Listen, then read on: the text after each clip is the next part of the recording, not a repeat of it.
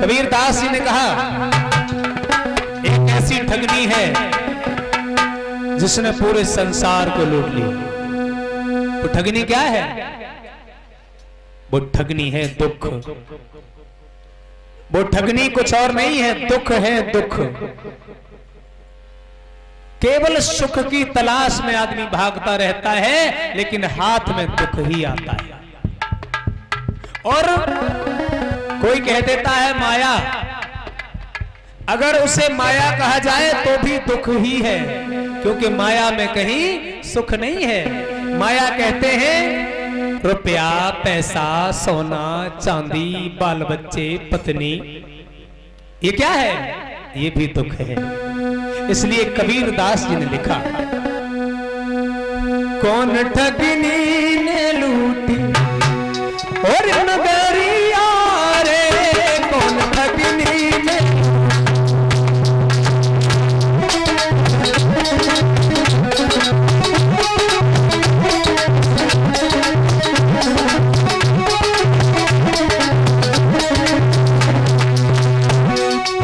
ठगनी ने लूटी, ठगनी ने लूटी, ठगनी ने लूटी,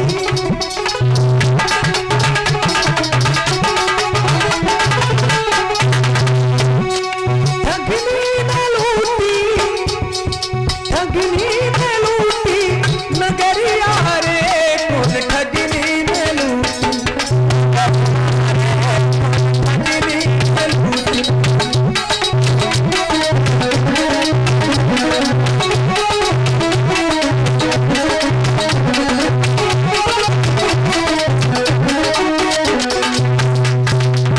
साहेब कबीर एक ऐसे संत हुए हैं जिन्होंने सच बात कहते समय किसी का डर नहीं खाया, किसी का खौफ नहीं खाया। चाहे बात हिंदुओं की हो, चाहे मुसलमानों की हो, चाहे किसी की हो, जब सच बात कही है तो उसका प्रमाण आज तक मौजूद है।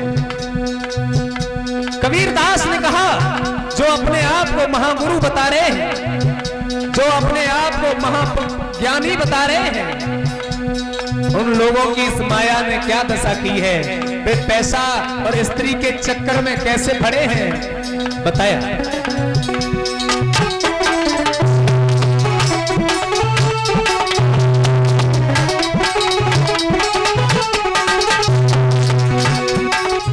गुरु वशिष्ठ से पंडित ज्ञानी,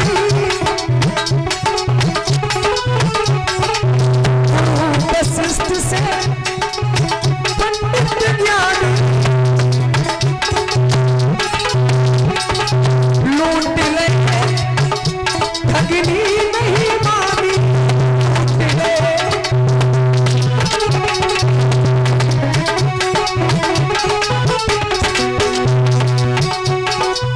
कबीरा की लूटी, कबीरा की लूटी चुनरिया रे, कौन ठगनी ठगनी।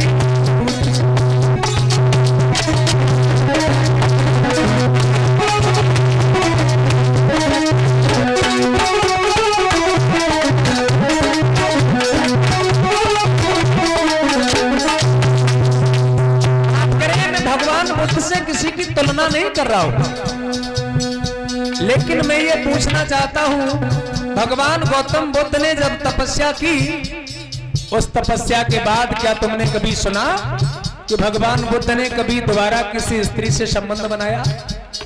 क्या किसी स्त्री को इस तरह से अपनाया?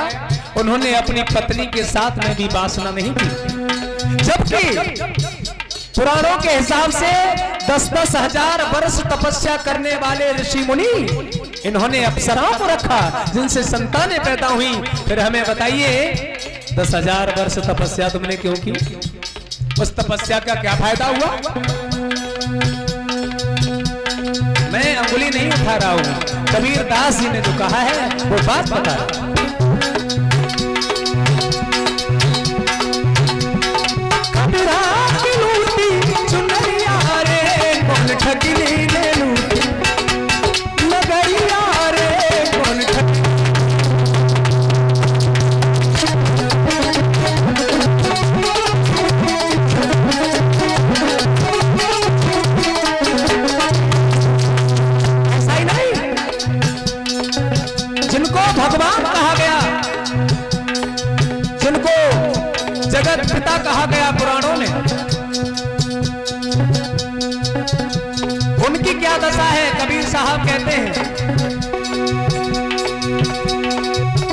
ब्रह्मा लूटे विष्णु लूटे, ब्रह्मा लूटे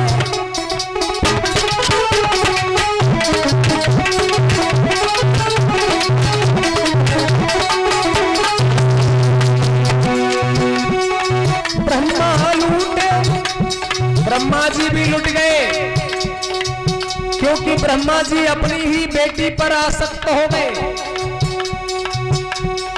दुनिया का ऐसा पहला पिता जो स्वयं भगवान कहा जा रहा है, और वो पिता परम पिता भी कहा जाता है, वो पिता अपनी ही बेटी पर आसक्त हो जाता है।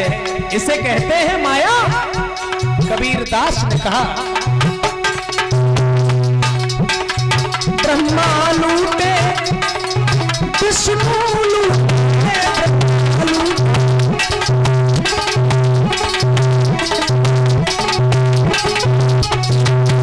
विष्णु को किसने लूटा?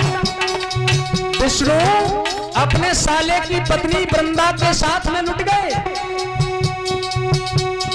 इनकी नियत जिसकी वजह से इनको श्राप लगा और वो पत्थर हो गए। ब्रह्मा लूटे विष्णु लूटे,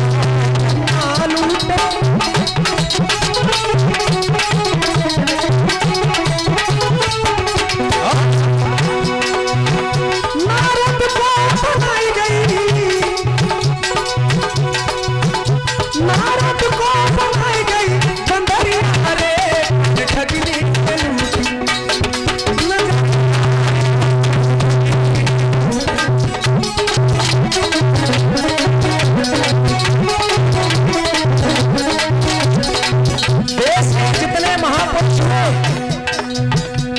जिनको भगवान और देवताओं की उपाधि मिली, कबीर दास जी ने सबका नाम ले दिया।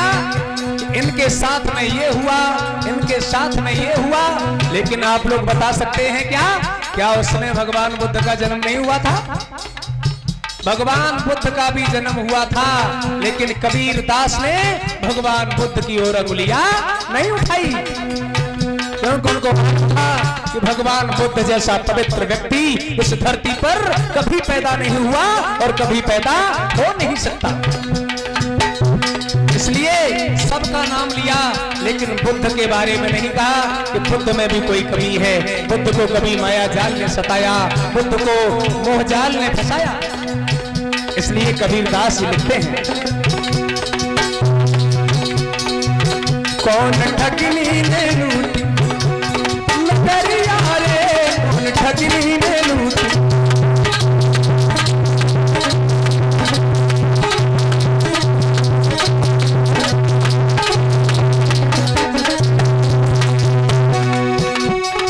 ठगनी ने लूटी, ठगनी ने लूटी, ठगनी ने लूटी,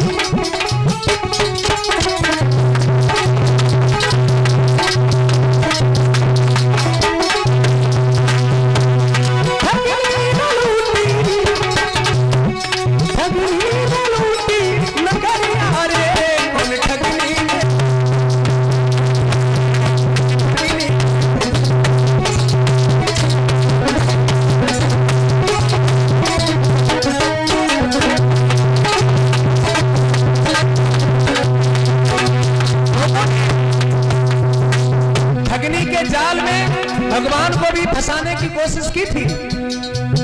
आपको शायद मालूम होगा, पाखंडवादियों ने एक बार चिंचा नाम की स्त्री को रुपया दिए और भगवान बुद्ध पर कलंक लगाने के लिए भेजा,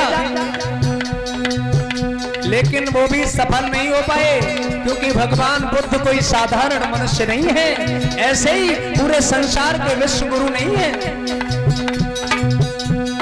उन पर कोई जाल नहीं चला। अंत में उन सब लोगों को अपना सिर झुकाना पड़ा भगवान के चरणों में। कौन ठगनी ने लूटी, कौन ठगनी ने लूटी,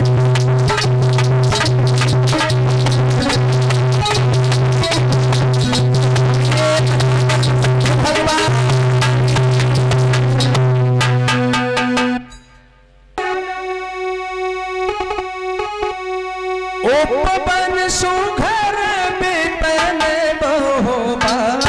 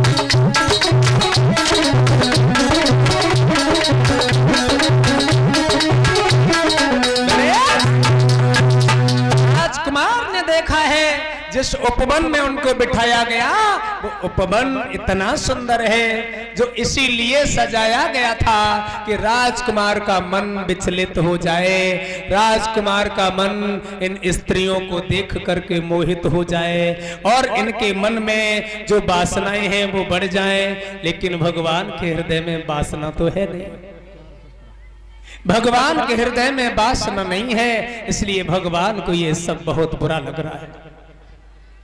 जो नाचने वाली स्त्रियां हैं, भगवान सोच रहे हैं ये तो मेरे लिए मां के समान है, इनकी उम्र तो हमारी मां से मिलती है, किसी की उम्र हमारी बहन से मिलती है, आखिर ये सब मेरे सामने आकर के क्यों कर रही हैं ये सब। राजकुमार उनको समझाना चाहते हैं, बहन ये तो समाज के खिलाफ है, जो तुम कर रही हो ये अच्छी बात नहीं है, और मैं तो यहां पर घूमने आया हूं, आप अपना अपना काम करिए, आप अपना काम करिए। उन महिलाओं ने कहा तो हम अपना ही काम कर रहे हैं, जैसा हमको आदेश मिला है हम वो काम कर रहे हैं। राजकुमार बोले जाइए, हमें तुम्हारा नृत्य पसंद नहीं है, मुझे ये नाच गाना अच्छा नहीं लगता।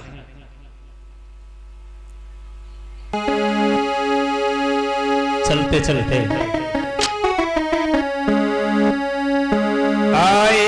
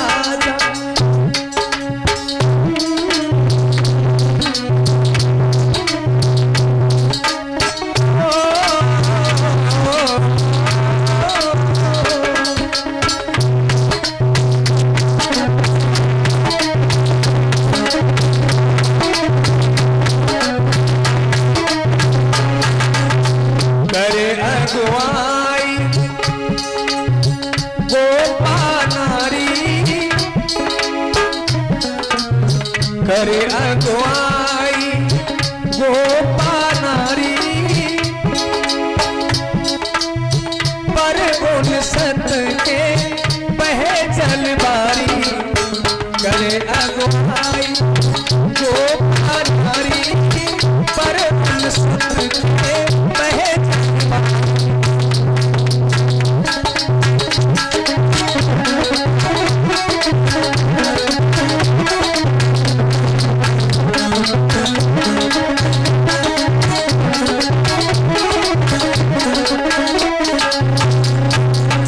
जैसे ही राजकुमार के आने की खबर मिली है, रानी जो राजकुमार की पत्नी गोपा, उनको पता चला कि हमारे प्रियतम राज घूम करके आए हैं, विचरण करके आए हैं। एकदम से भाग करके अगुवाई की है, चेहरे की तरफ देखा है। पत्नी ने चेहरे की तरफ देखा है तो सोचने लगी है, हमें लगता है क्या हमसे कोई भूल हो गई। जब इतनी भीड़ से आए हैं तो खुश होने चाहिए, इतना खुशी का माहौल था तो खुश होंगे। ऐसा तो नहीं है कि हमसे कोई गलती हो गई इसलिए हमसे नाराज हो गए। एकदम से राजकुमारी हाथ जोड़ करके खड़ी हो गई। स्वामी क्या बात है, क्या हमसे कोई भूल हो गई जो आप हमसे बोल नहीं रहे हैं? आपकी आंखों में कुछ आंसू ढरक रहे हैं, आपका चेहरा उदास लग रहा है, लेकिन राजकुमार कुछ नहीं बोल रहे हैं। राजकुमार की दशा देख करके पत्नी कह रही है,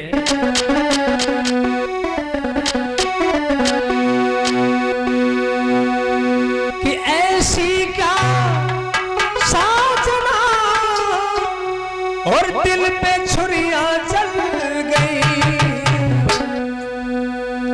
जो एक में आपकी आदत बदल गई।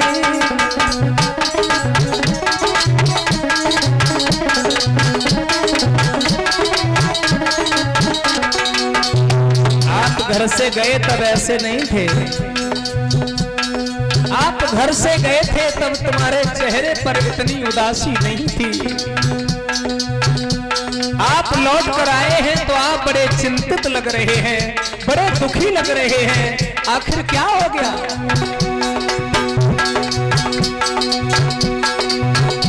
जो एक पल में आपकी तबीयत बिगड़ गई, पल में आपकी आदत बिगड़ गई।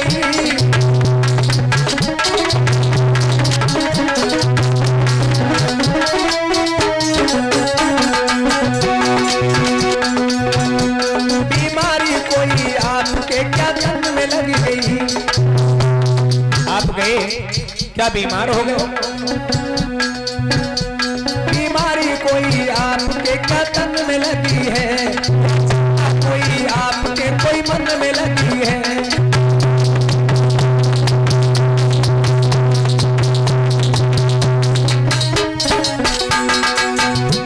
क्या और कुछ भी देखने की आस जगी है? कुछ और देखना चाहते हो? भी देखने की आस लगी है। पत्नी अपने पति से कहने लगी है,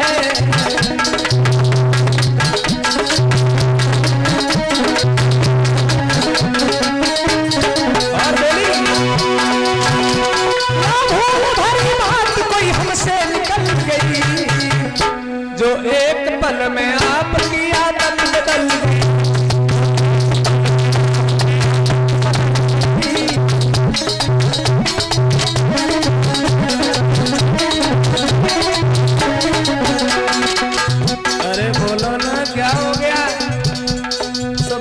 तब तुम्हारी ये हालत नहीं थी, और लौट के आए तब तुम्हारी ये हालत है। तुम्हारा ये चेहरा, तुम्हारे चेहरे की उदासी हमसे देखी नहीं जाती है।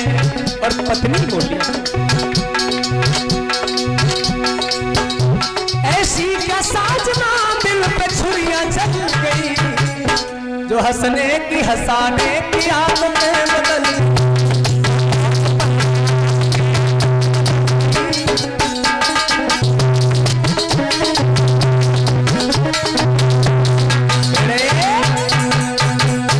हाथ जोड़ करके पत्नी ने कहा, क्या हो गया है आपको?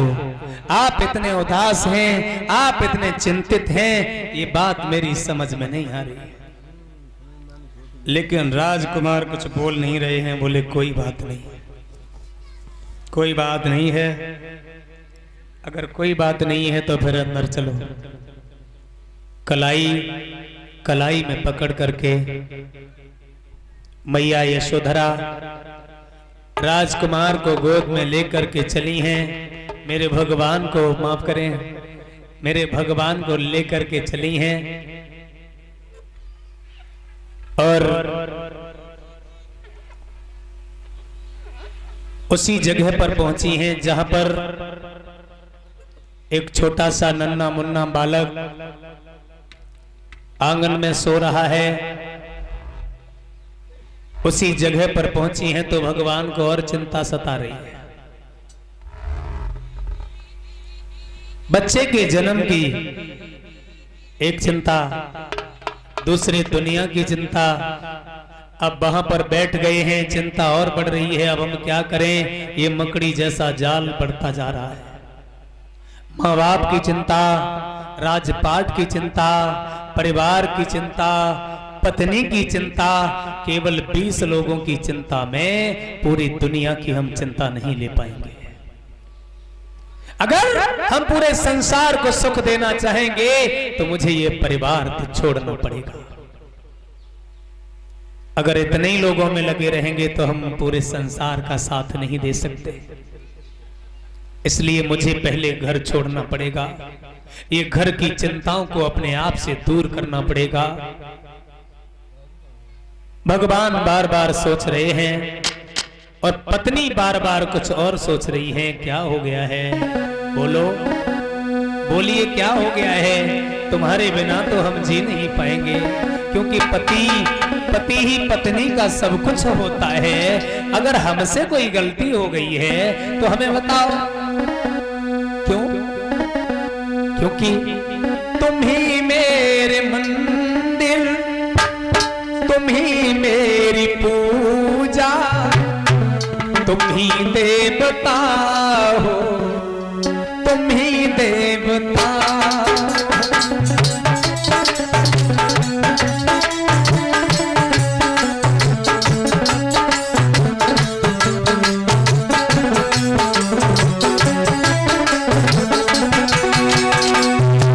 हमारे लिए सब कुछ तुम हो,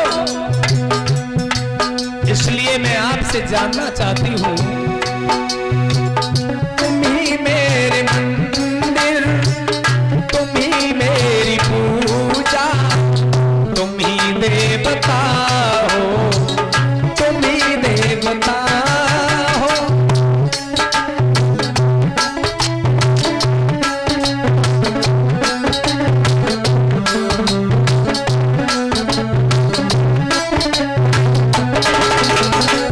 और बोली,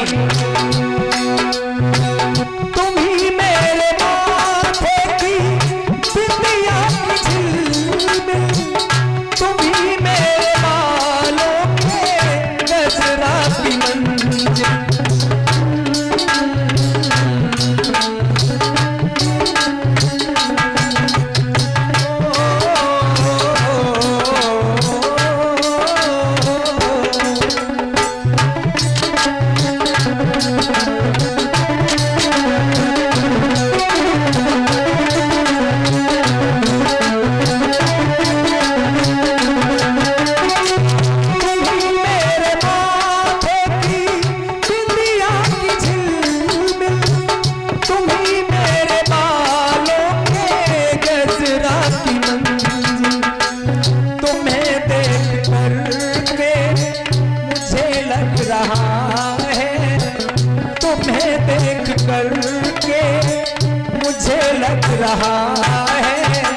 कि जैसे फरिश्ता कोई मिल गया हो, तुम ही मेरे मंदिर, तुम ही मेरी पूजा, तुम ही देवता हो, तुम ही देवता हो।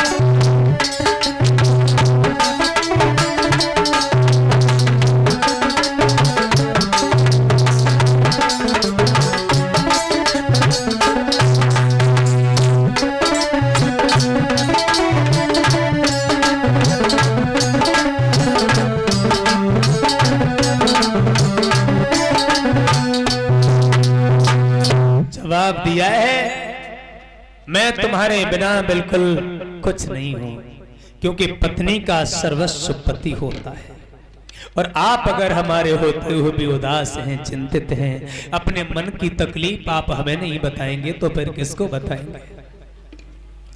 राजकुमार सिद्धार्थ सोच रहे हैं हम इनको क्या बताएं, इनके विचारों में क्या है, इनके दिमाग में क्या है, इसको हम इतनी जल्दी बदल नहीं सकते। और सबसे पहले मुझे स्वयं अपने आप को देखना पड़ेगा।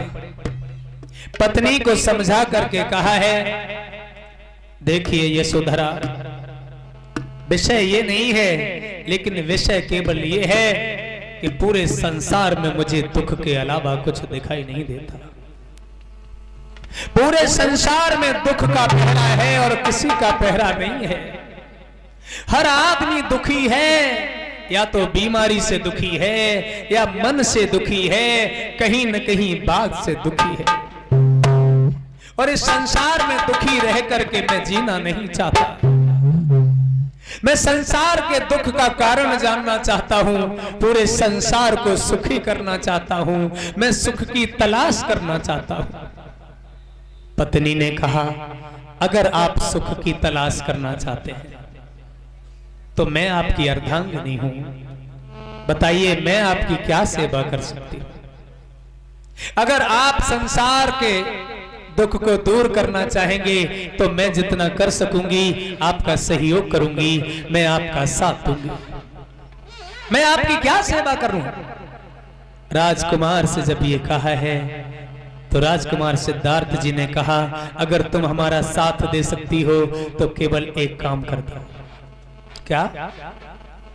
अगर तुम मेरा साथ दे सकती हो तो केवल एक काम कर दो कि मेरे से दूर रहने की कोशिश कर लो। मैं तुमसे बस इतना मांगना चाहता हूं, तुम अपने आप को अगर हमसे दूर कर लो, तुम अगर अपने मन से थोड़े दिनों के लिए हमें दूर कर दो, जब हम सुख की तलाश करके आएंगे, सुख की खोज करके आएंगे, तो जरूर हम तुम्हारे पास लौट करके आएंगे। तुम अपने हृदय से केवल जो तकलीफ है उसको दूर करिए, क्योंकि मैं संसार के सुख के लिए जाना चाहता हूं, हमेशा के लिए नहीं जाना चाहता हूं। लेकिन पत्नी ने जब ये सुना है तो ऐसा लगा है मानो पैरों तले जमीन खिसक गई हो। राजकुमार समझा रहे हैं मैं क्या करूं, और कोई पति अगर पत्नी से ये कहे कि तुम हमसे दूर रह लो तो उसको कैसा लगेगा। होश उड़ गए, सोचने लगे।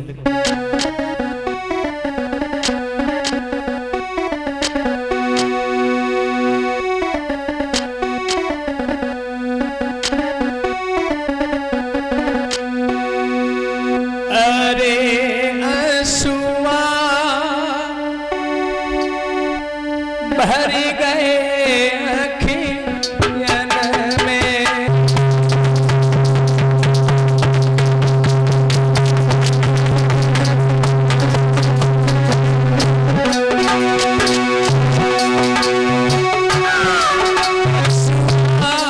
भरी गए अखियन में, आए मन में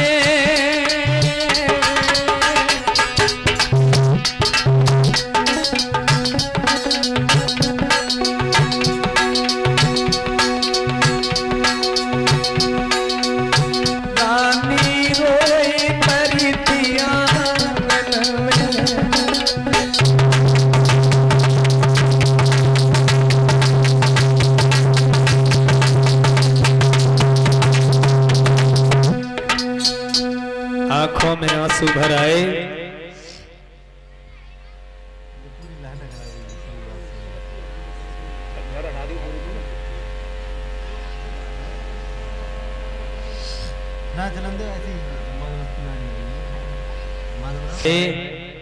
सोच रही हैं क्या करें।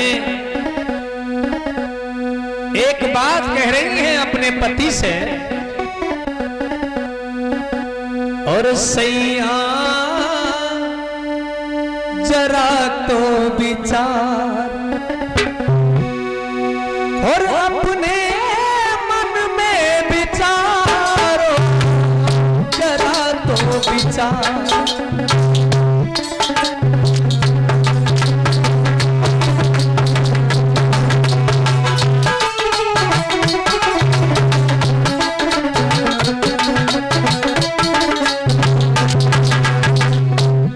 भगवान कहने लगे हैं तुम अपने हृदय में धैर्य धारण करो, क्योंकि हम लोक हित के लिए जाना चाहते हैं, हमारा कोई निजी स्वार्थ नहीं है। संसार के दुख को दूर करना हम लोगों का कर्तव्य होना चाहिए, संसार को सुख देना हमारा लक्ष्य होना चाहिए। इसलिए भगवान समझा रहे हैं, लेकिन पत्नी अपने हृदय की वेदना कह रही है, माता अपने हृदय की वेदना कह रही है, और कह रही है हे स्वामी,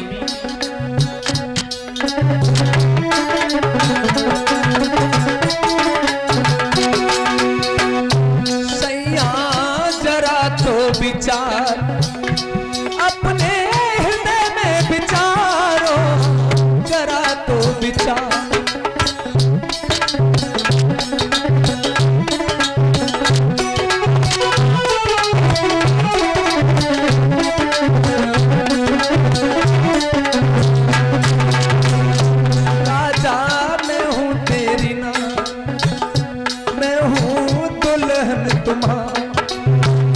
मुझ पर तरस तो विचारो,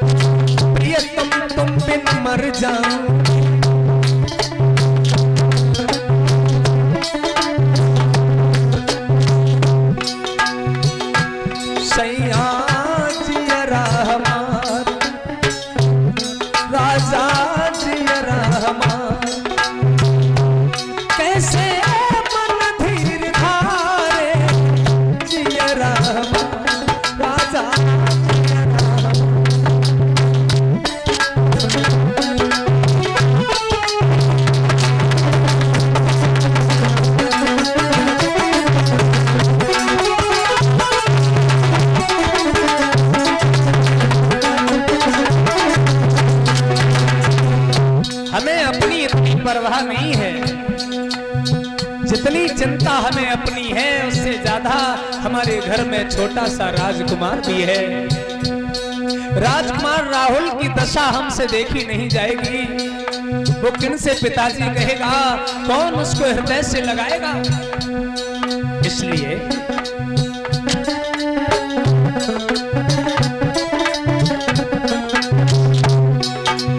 है मासूम तुम्हारा बेटा, है मासूम तुम्हारा बेटा,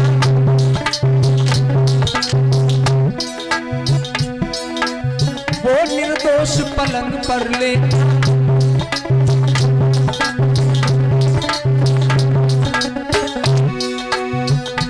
राजा उसे तो निहार, सैया उसे तो निहार।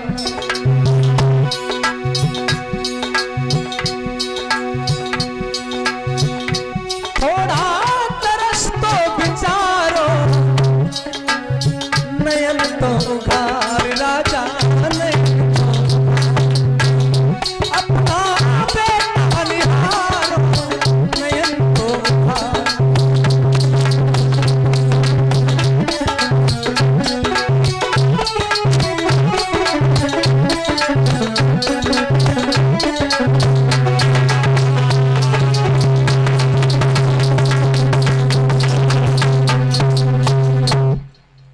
जवाब दिया है, हम कैसे कहते हैं अपने मुंह से कि तुम चले जाइए। इतनी हिम्मत मेरे अंदर नहीं है, मेरे अंदर इतनी हिम्मत नहीं है जो अपने मुंह से हम ये कह पाए कि तुम चले जाओ।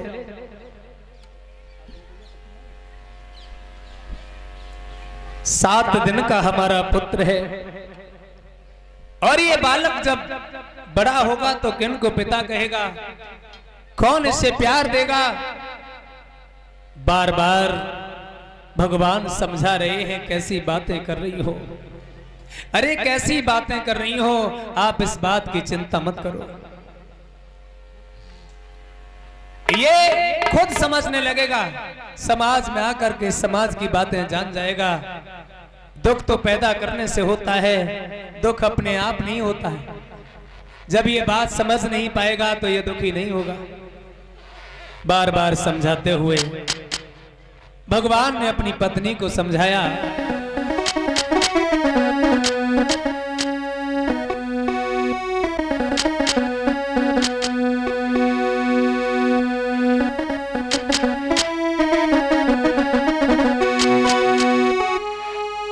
हो दुनिया में आके सबको, दुनिया में आके सबको और मोह ने फंसाया। इस संसार में आकर के हर किसी को मोह ने अपने जाल में फंसा लिया। दुनिया में आके सबको और मोह ने फंसाया, और मोह ममता ने जाल है बिछाया। मोह ममता का यहाँ पे जाल है बिछा।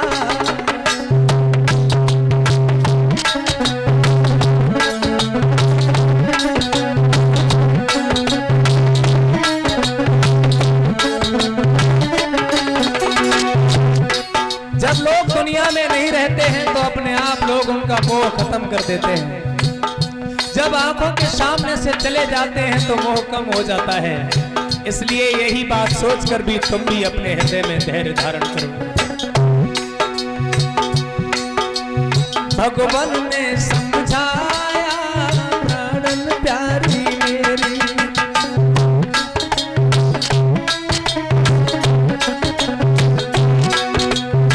भगवान ने समझाया प्राणन प्यारी मेरी।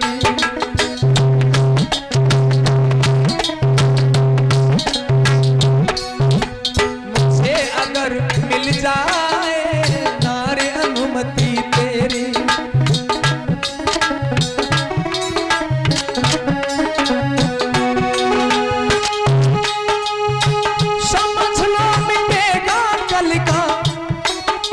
कल कहते हैं अंधकार को, समझ लो मिटेगा कल का अंधकार सारा, और मोह ममता ने यहाँ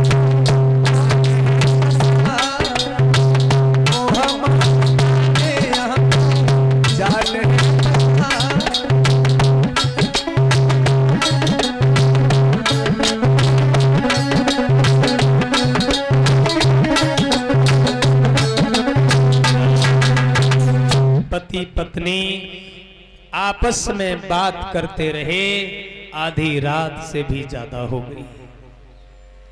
आधी रात हो गई, पत्नी कह रही है अगर आप नहीं मानते हो तो चले जाना, अगर आपने यही ठान लिया है तो मैं आपके रास्ते में बाधा नहीं बनना चाहती। पत्नी का यह धर्म होता है, पति के मार्ग की बाधा नहीं बने। मैं आपके साथ हूं, अगर आप वन में जाकर के तपस्वी हो जाएंगे, वन में अगर बैरागी हो जाएंगे, तो मैं तो ये चाहती हूं कि आप मुझे भी अपने साथ लिए चलते। मैं तुम्हारे साथ में चलना चाहती हूं, मैं तुम्हें अकेले छोड़ नहीं सकती। और पत्नी ने पति से कहा है कि संग बन को तुम्हारे चलूंगी पिया, संग बन को चलूंगी पिया।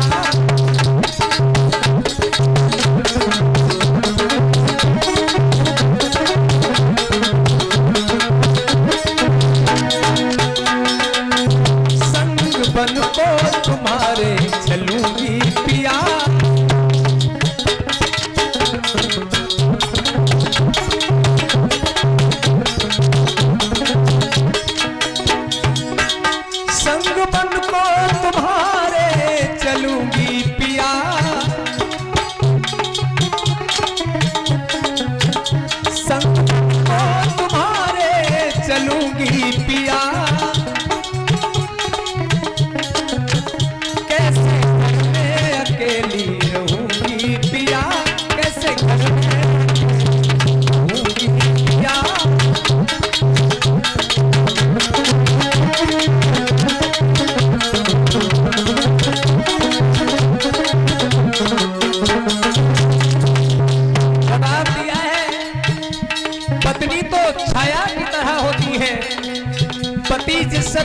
पत्नी को छोड़ देता है, या कहिए पति परछाई, पति की परछाई होती है पत्नी।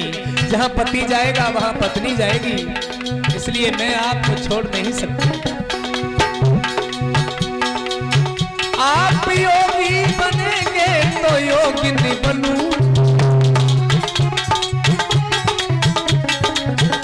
आप योगी बनेंगे तो योगिनी बनूं,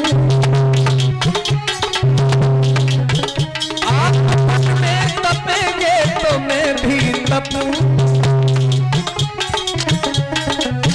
सेवा हरदम तुम्हारी करूंगी पिया, सेवा हरदम तुम्हारी पिया।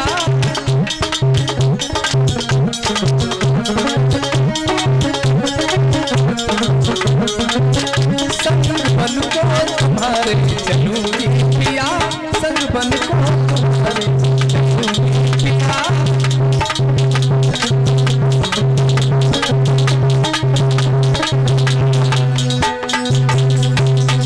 पत्नी ने भाग करके भगवान के हाथ जोड़े हैं। आप चले जाएंगे तो हम कैसे जी पाएंगे। अब भगवान भी असमंजस में पड़ गए हैं, ये हमारी बात मानने को तैयार नहीं है। अंत में पति के मन की बात को समझ गई हैं और एक बात कही है, मैं आपसे बस एक बात कहना चाहती हूं, अगर आप मेरी बात नहीं मानते हो तो बस हमें एक वचन दे दो।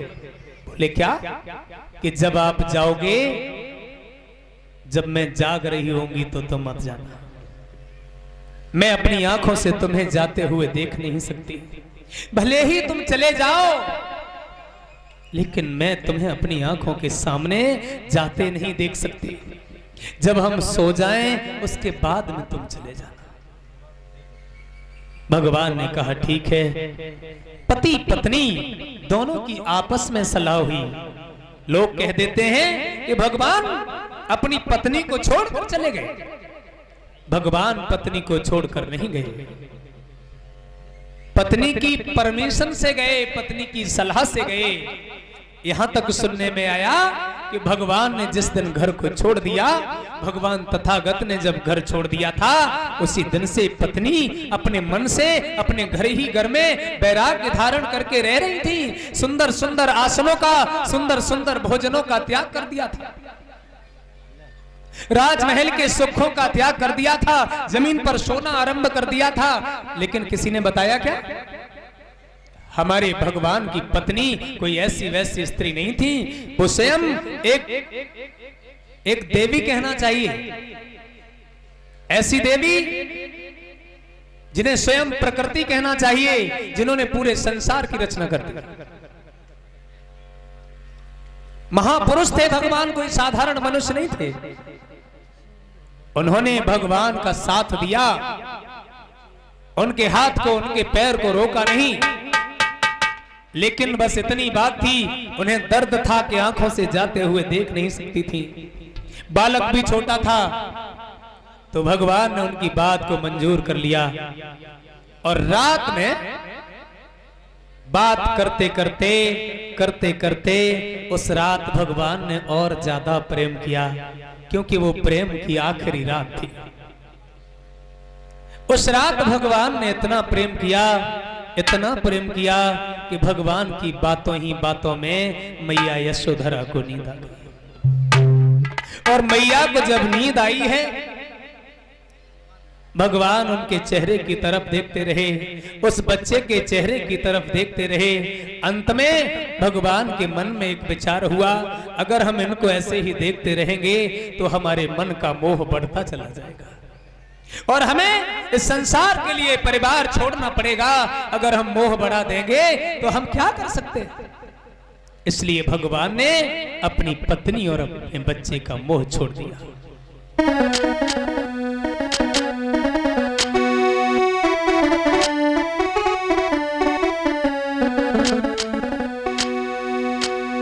कि छोड़ी सब ही मन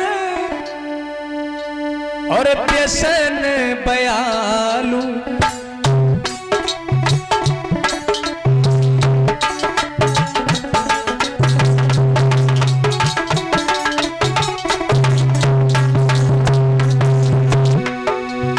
छोड़ी सब ही मन व्यसन बयालू,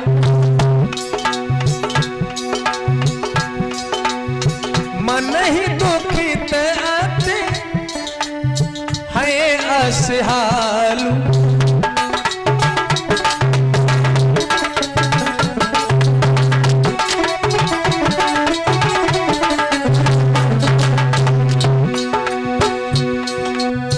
दूरी भये मन मोह विसारो, मन ही मन बैराग उधार।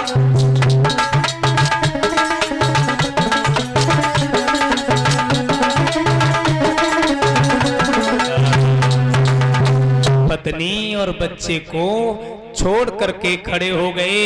बार बार देख लेते हैं, आगे बढ़ जाते हैं, देख लेते हैं, आगे बढ़ जाते हैं। हल्के हल्के पैर रख रहे हैं, कहीं पैर की आहट से मेरी पत्नी जाग नहीं जाए, कहीं कोई दूसरा जाग नहीं जाए। पैर के आहट को बड़े संभाल कर रख रहे हैं, इतने संभाल कर रख रहे हैं। दरवाजे पर पहुंच गए हैं।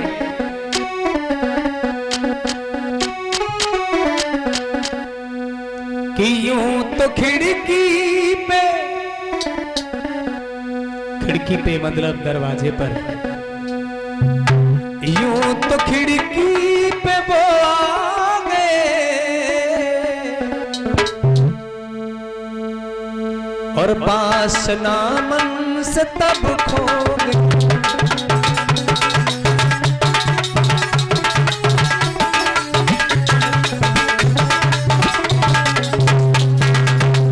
लोग सोच रहे हैं भगवान के मन में कभी वासना क्यों नहीं आई? इतनी स्त्रियों के सामने भगवान को पहुंचाया गया, भगवान पर आरोप भी लगाए गए, भगवान के सामने सुंदर सुंदर स्त्रियों को पाखंडियों ने ला करके खड़ा किया, उनके सामने उन पर अत्याचार ढाने की कोशिश की, लेकिन ऐसा हुआ क्यों नहीं? क्योंकि भगवान ने जब अपनी पत्नी को छोड़ा तो पत्नी के साथ साथ अपनी वासना को ही छोड़ दो।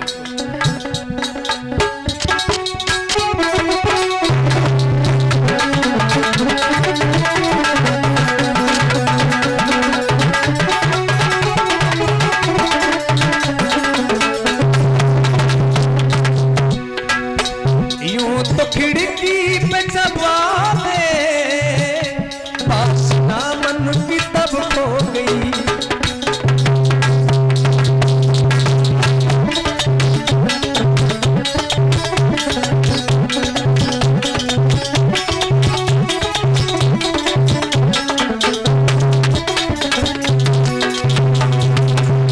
जैसे खिड़की पे वो आ गए वासना सब खो गई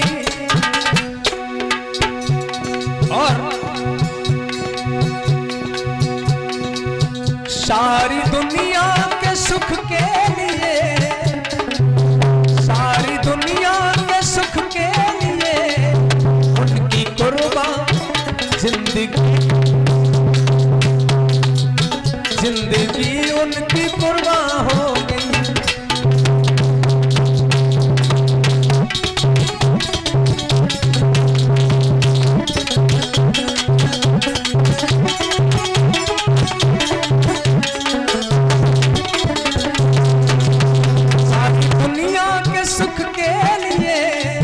उनकी वो जिंदगी हो गई, सारी दुनिया के सुख के लिए उनकी वो जिंदगी हो गई।